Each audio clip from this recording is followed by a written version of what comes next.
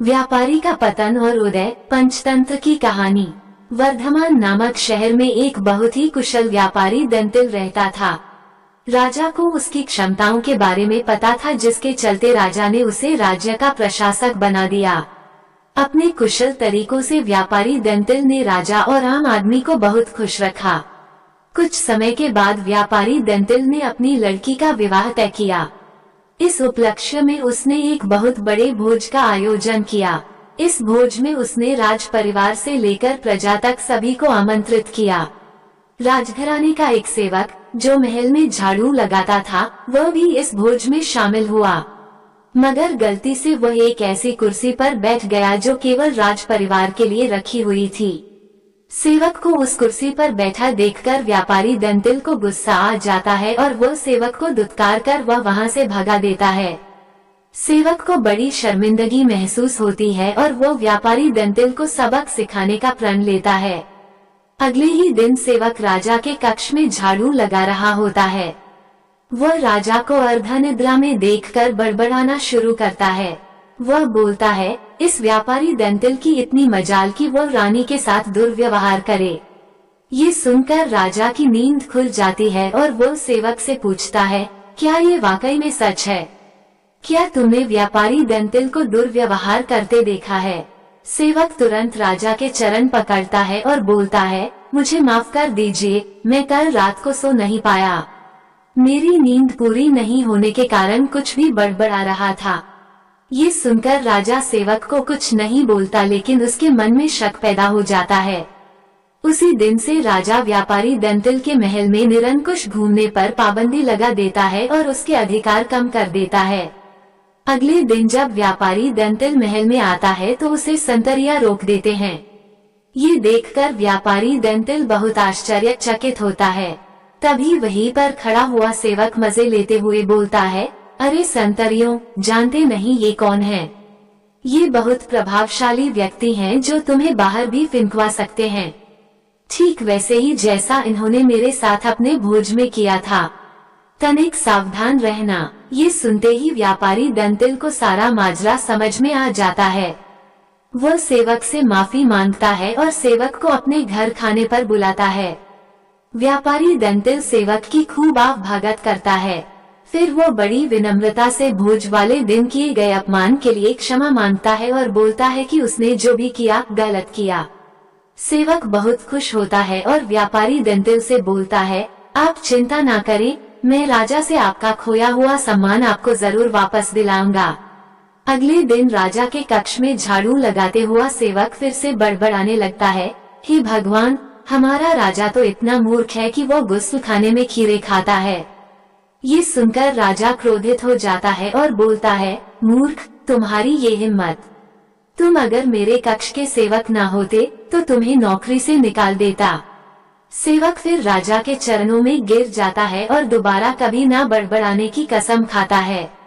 राजा भी सोचता है कि जब यह मेरे बारे में इतनी गलत बातें बोल सकता है तो इसने व्यापारी दंतिल के बारे में भी गलत बोला होगा। राजा सोचता है कि उसने बेकार में व्यापारी दंतिल को दंड दिया।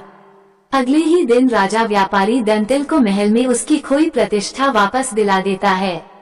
सीख: व्यक्ति बड़ा हो या छोटा, हमें हर किसी के साथ समान भाव से ही पेश आना चाहिए। दमनक से यह कथा सुनकर संजीवक ने कहा, ठीक है, तुम जो कहते हो वही करूँगा। तब दमनक उसे साथ लेकर पिंगलक के पास आया। बोला, महाराज, मैं संजीवक को ले आया हूँ। संजीवक ने भी पिंगलक को नमस्कार किया और पास ही बैठ गया। पिंगलक ने संजीवक बैल के ऊपर अपना दाहिना हाथ रखते हुए पूछा, आप इस वन में कहाँ से आए हैं? यहाँ कुशल से तो रहते हैं। संजीवक ने अपनी सारी कथा उसको सुना दी। पिंगलक ने उसकी कथा सुनकर उससे कहा कि तुम निडर होकर मेरे द्वारा सुरक्षित इस वन में विचरण करो।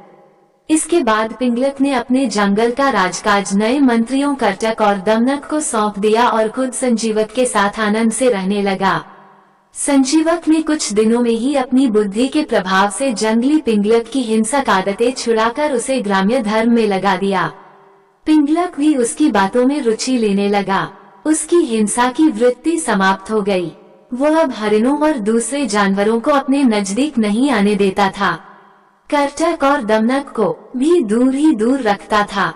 परिणाम ये हुआ कि सिंह के शिकार से बचे हुए भोजन से ही पेट भरने वाले छोटे छोटे जानवर भूख से व्याकुल हो गए। करटक, दमनक और दूसरे जानवर इस स्थिति पर चिंता करने लगे। वे सोचने लगे कि जब भगवान शंकर के गले में लिपटा हुआ सांप गणेश जी के वाहन चूहे को निगल जाना चाहता है, जब कार्तिकेय का वाहन मोर शंकर जी के सांप को खाना चाहता है, जब सांप को मारकर खाने वाले मोर को भी पार्वती का वाहन सिंह खाने की इच्छा रखता है, तब यह अहिंसा का नाटक क्यों? दमनक ने करटक से कहा, अरे भाई, अब तो पिंगलक और संजीवक में ऐसी प्रगाढ़ मित्रता हो गई है कि पिंगलक हम लोगों से विमुख ही हो गया। हमारे कितने ही साथी भी भाग गए। हमें राजा को समझाना चाहिए। मंत्री का धर्म है कि वह ठीक समय पर राजा को समझाए। करटक ने कहा, तुमने ही तो ये आग लगाई है। तुम्ही ने इस घास चरने वाले जानवर को हमारे स्वामी का मित्र बनाया है। दमनक बोला, ये सच है। दोष तो मेरा ही है, पिंगलक का नहीं। किंतु मैंने जैसे उनकी मित्रता कराई थी, वैसे ही अब उनकी मित्रता को भंग भी करा दूंगा। करटक ने कहा, लेकिन संजीवक बैल होने पर भी बड़ा बुद्धिमान प्राणी है। उधर सिंह पिंगलक भी भयानक है।